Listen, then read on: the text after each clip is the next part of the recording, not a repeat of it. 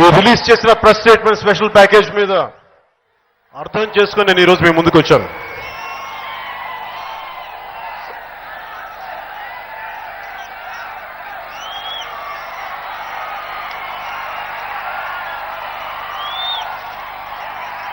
చాలాసార్లు ఈ ప్యాకేజ్ని పోయినసారి నేను పాచిపోయిన లడ్డూలు అన్నాను.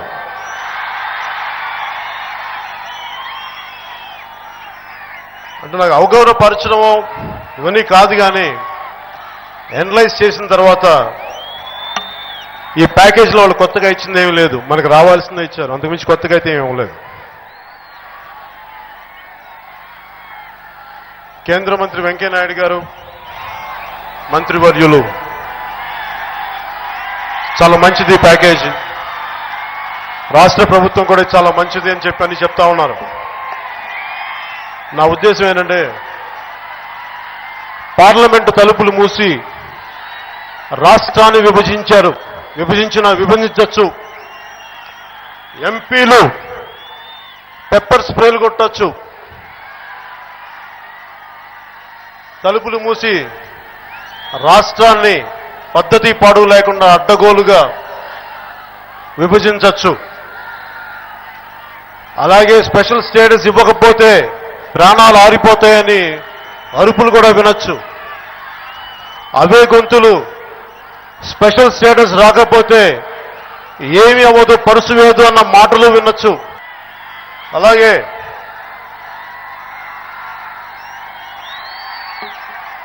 ప్యాకేజీలు అద్భుతాలు అనొచ్చు, స్పెషల్ ప్యాకేజీలు అద్భుతాలు అనొచ్చు.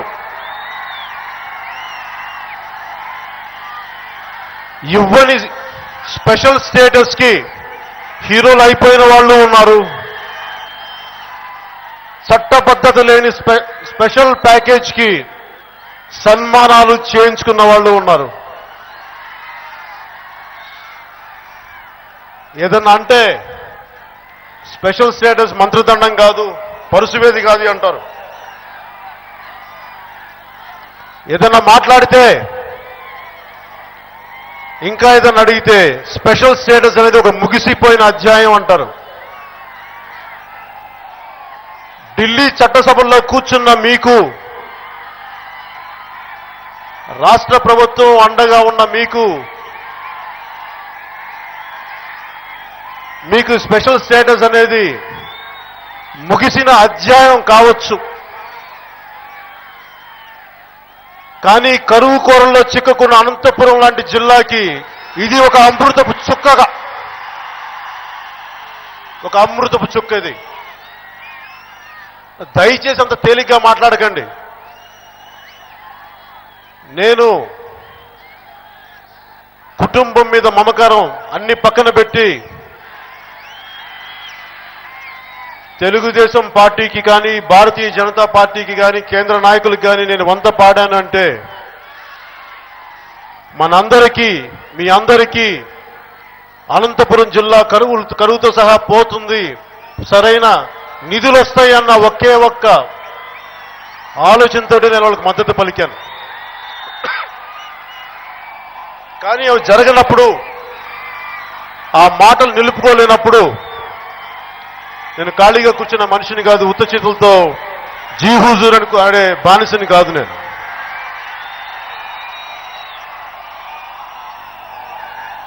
మీకు ఇది ముగిసిన అధ్యాయం కావచ్చు గాక, కానీ మీరు మమ్మల్ని వంచి మోసపుచ్చి ఎంతో నమ్మకం పెట్టుకున్న మాకు మీరు మాటలతో వంచారు, మోసం చేశారు. దీని నుంచి మీకు ఇది ముగిసిన అధ్యాయం కావచ్చేమో, కానీ దీని నుంచి ఒక సరికొత్త రాజకీయ అధ్యాయం మొదలు పెడతాం జనసేన పార్టీగా, మీ అందరి మద్దతుతో.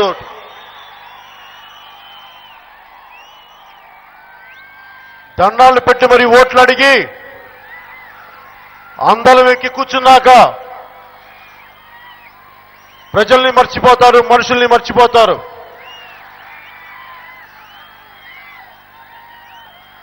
కదిరి దగ్గరున్న తిమ్మమ్మ మర్రిమాను కూడా భూమిలో పడి మొలిచి ఎదిగి అనేక శాఖలుగా పెరిగి ఒక చెట్టు కూడా కృతజ్ఞతతోటి ఏదైతే తనకి నీడనిచ్చిందో, ఏదైతే నాకు ఆశ్రయం ఇచ్చిందో ఆ భూమికి దాని ఊడల ద్వారా దండం పెడుతుంది. అలాంటిది మనకున్న సమకాలీన రాజకీయ వ్యవస్థ, రాజకీయ నాయకులు ఓట్లు అడిగి అవి చేస్తాం, మీకు అండగా నిలబడతామని చెప్పి ఈ రోజున మర్చిపోయి ఆకాశం వైపు చూస్తా ఉన్నారు. మనం కనిపించట్లా. వారు గుర్తుపెట్టుకోవాల్సింది ఏంటంటే, మీ మూలాలు, మీ కాళ్ళు, మీ పునాదులు మా ప్రజల దగ్గరే ఉన్నాయి, అవి ఎక్కడా లేవు. అనుకుంటే కూలతోస్తాం, మీరు నిలబడకపోతే కూలతోస్తాం.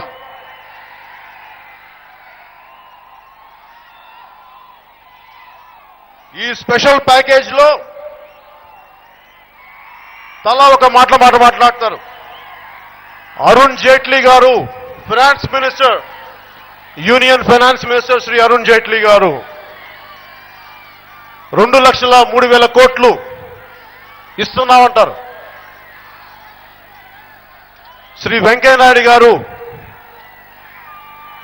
2,25,000 కోట్లు ఇస్తున్నామంటారు. వాళ్ళిద్దరి మధ్యలో వ్యత్యాసమే 23,000 కోట్లు ఉంది. ఇద్దరు ఒకటే కేంద్రం నుంచి వస్తున్నారు. ఒకళ్ళేమో 2,03,000 కోట్లు అంటారు, ఇంకొకళ్ళేమో 2,25,000 కోట్లు అంటారు. ఈ మధ్యలో ఆ తేడాలో ఇంకొక పోలవరం ప్రాజెక్టే ఉంది 23,000 కోట్లకి. సో వాళ్ళ మాటల్లోనే స్పష్టత లేదు. రాష్ట్రం విడగొట్టినప్పుడు తలుపులు మూసి ఒక క్లారిటీ లేకుండా ఎలా విడగొట్టారో, ఈ స్పెషల్ ప్యాకేజ్ ఇచ్చేటప్పుడు కూడా అర్ధరాత్రి ఇచ్చారు. ఏదో కొంపలు ముగిపోయినట్టుగా. ఎవరికి భయపడి మీరు ఇచ్చారు? ఎవరి గురించి ఆలోచించి మీరు ఇచ్చారు? ఏ ప్రజల కోసం భయపడి ఆలోచించారు? దేనికి? మీరు ప్రజలకి నిజమైన న్యాయం చేయాలనుకుంటున్నప్పుడు చాలా ప్రశాంతంగా చేయొచ్చు కదా. అర్ధరాత్రి అపరాత్రి ఎందుకు? మీరు దాంట్లోనే తెలుస్తుంది మీరు మమ్మల్ని వంచిస్తున్నారు, మోసం చేస్తున్నారు. దాంట్లో ఎలాంటి చట్టబద్ధత లేదు. మీరు కావాలనే మమ్మల్ని వంచిస్తున్నారు ఇంకొకసారి అని మాకు ప్రగాఢంగా నమ్మకం కలుగుతోంది.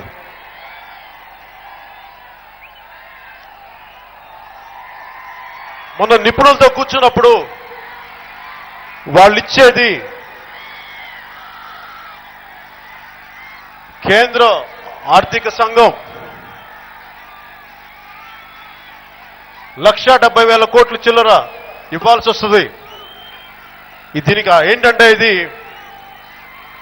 అన్ని ట్యాక్సెస్ అన్ని కలెక్ట్ చేసి ఒక కామన్ పూల్కి వెళ్ళి, నేషనల్ కామన్ పూల్కి వెళ్ళాక ఏ రాష్ట్రం వాటా ప్రకారం ఇవ్వాలి.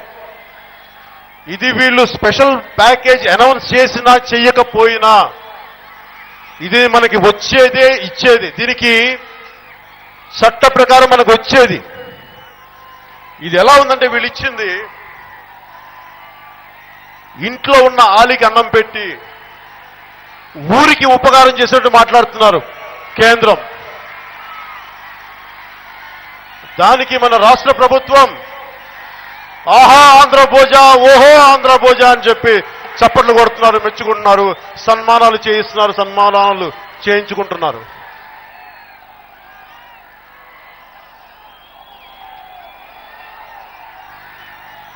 కేంద్ర ప్రభుత్వం గురించి మాట్లాడాలి అంటే శ్రీ నరేంద్ర మోదీ గారి మీద నాకు అపారమైన గౌరవం ఉంది. ఈ దేశాన్ని సరైన దిశలో తీసుకెళ్లగలరని.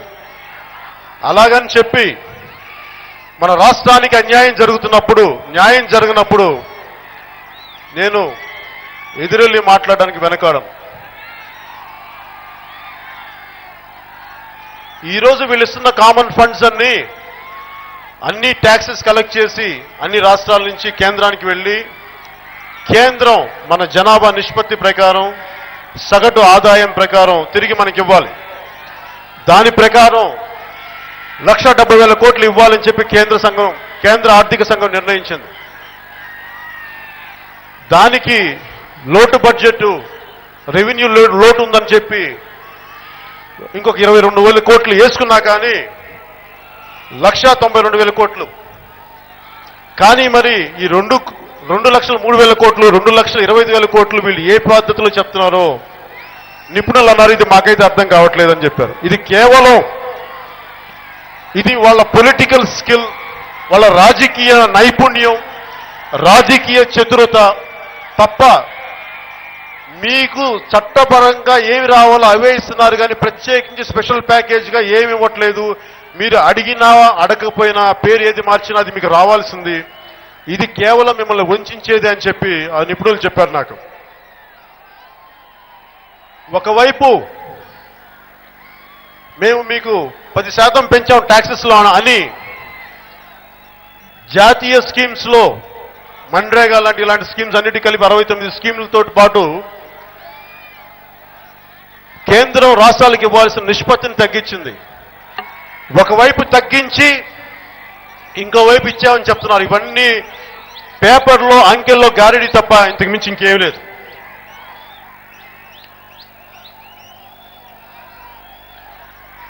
సుజనా చౌదరి గారు, ఎంపీ సుజనా చౌదరి, కేంద్ర మంత్రి సుజనా చౌదరి గారు స్పెషల్ స్టేటస్ గురించి మాట్లాడితే ఆయన ఏమంటున్నారంటే, ఒకప్పుడు ఇండియన్ ఎయిర్లైన్స్ ఉండేది, ఇప్పుడు ఇండియన్ ఎయిర్లైన్స్ తీసేసి మనం ఎయిర్ ఇండియా కింద మెర్జ్ చేసాం, అంత మాత్రాన్ని సర్వీసెస్ ఆగిపోయినా సర్వీసెస్ మారిపోయినాయా, ఏమైంది, వెళ్లాల్సిన వాళ్ళు ప్రయాణాలు ఎలాగే చేస్తారు, దీన్ని బేస్ చేసుకొని మీరు అదే కావాలి ఎయిర్ ఇండియా కావాలి అని కూర్చుంటే పిచ్చితనం అని అన్నారు. అలాగే పోస్టల్ లెటర్స్ అన్ని పోయి ఈమెయిల్స్ వచ్చినాయి అని అన్నారు. పేరు మార్చి సర్వీసెస్ ఇంకా స్పీడప్ అయిన తర్వాత ఇంకా పాతకాలం బూజు పట్టిన ఆలోచన విధానాన్ని బూజు పట్టిన ఆలోచనలు మీరు మాట్లాడితే కుదరదన్నారు. సుజనా చౌదరి గారికి నేను అడిగేది, ఆ విమానాలు ఎగురుతాయి మీరు చెప్పే ఎయిర్ ఇండియా విమానాలు, కానీ మీరిచ్చే స్పెషల్ ప్యాకేజ్ విమానం ఆగిపోయింది, నిలబడిపోయింది. అది కేవలం ఒక పేపర్ విమానమే, అది ఎక్కడికి ఎగరదు, కేవలం పేపర్లోనే ఉంది. మీరిచ్చే స్పెషల్ ప్యాకేజీకి చట్టబద్ధత లేదు, ఇవ్వలేదు కూడా. దానికి కారణం కూడా ఈరోజు మీకు చెప్తాను నేను. మీకు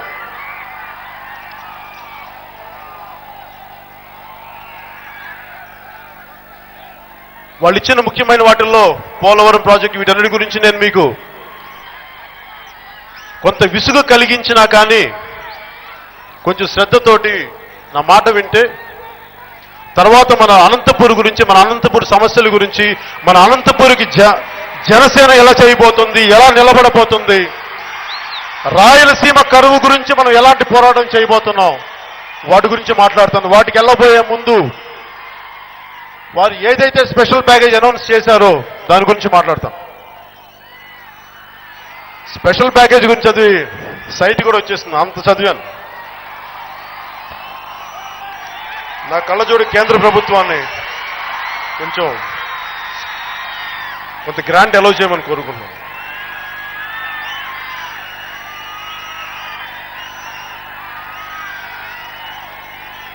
ఈ పోలవరం ప్రాజెక్టు ఒక 3 రకాల ప్రాజెక్ట్. ఇది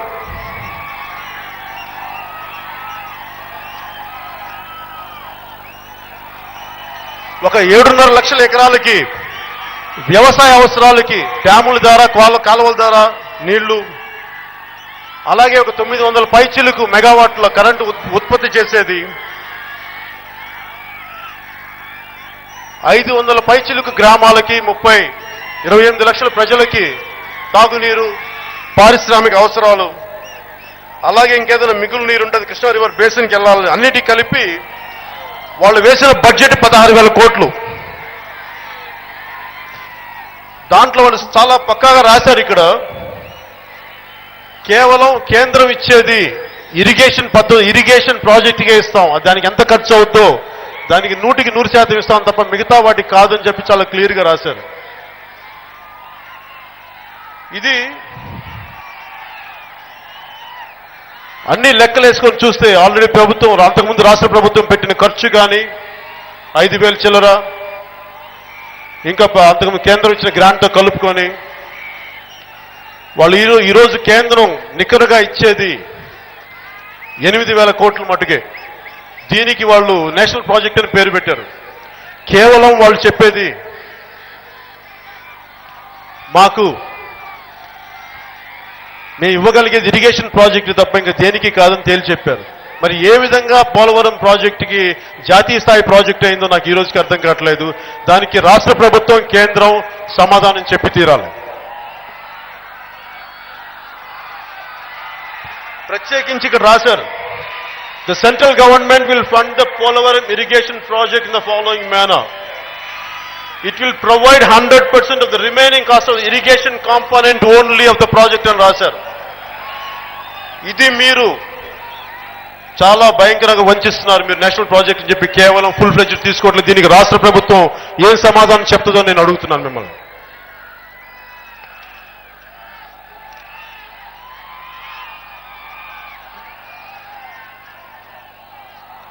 అలాగే ట్యాక్స్ బెనిఫిట్స్ ఇచ్చామంటున్నారు, దీనికి చట్టబద్ధత కల్పించామంటున్నారు పరిశ్రమల స్థాపనకి. మీరు ఈ ట్యాక్స్ ఇన్సెంటివ్స్ ఇచ్చాం, మీకు ట్యాక్సులు ఇచ్చాం, పరిశ్రమలు చాలా వచ్చేస్తాయి. రాష్ట్ర తెలుగుదేశం ప్రభుత్వం వెనుకబడిన జిల్లాలు, ముఖ్యంగా రాయలసీమ, ఉత్తరాంధ్ర జిల్లాల్లో పరిశ్రమలు పెడితే మీకు ట్యాక్స్ ఇన్సెంటివ్స్ ఇస్తామని చెప్పారు. మీకు పేపర్ మీద ఈ మాట చెప్పడానికే మీకు 2.5 సంవత్సరాలు పట్టింది. 2.5 సంవత్సరాలు పట్టింది ఈ మాట చెప్పడానికి. అలాంటిది ఒక పరిశ్రమ పెట్టి అది ఉత్పత్తి స్థాయికి వెళ్ళాలంటే ఎన్ని సంవత్సరాలు పడుతుంది? ఇదంతా మీరు చేసేది మోసం కాదా? ఇది రేపొద్దున ఏమంటారు మీరు? మేము ఇచ్చాం కానీ రాష్ట్ర ప్రభుత్వం సరిగ్గా స్పందించలేదు, వెనుకబడిన జిల్లాలో ఎక్కడ పరిశ్రమలు పెట్టాలో గుర్తించలేదు అని చెప్పి వాళ్ళు వెనక్కి వెళ్ళిపోతారు. తిరిగి మనకి మొండి చేయి చూపిస్తారు. రేపొద్దున కేంద్రాన్ని అడిగితే వాళ్ళు ఏమంటారంటే మేము ఇచ్చాం కానీ మీ వాళ్ళు యూటిలైజ్ చేసుకోలేదు అంటారు. ఇన్ని రకాలుగా వంచిస్తున్నారు మనల్ని. ముఖ్యంగా మనకు అనంతపురంలో పరిశ్రమలు పెట్టాలంటే నీళ్లు కావాలి. సుక్క నీరు లేని కరువు కోరల్లో తల్లడిల్లే అనంతపురికి పరిశ్రమలు రావాలంటే నీరు లేకుండా ఎలాంటి పరిశ్రమలు పెడతారు? ఇక్కడ ఇంతమంది ఉన్న యువతకి ఎలాంటి ఉద్యోగాలు ఇస్తారు?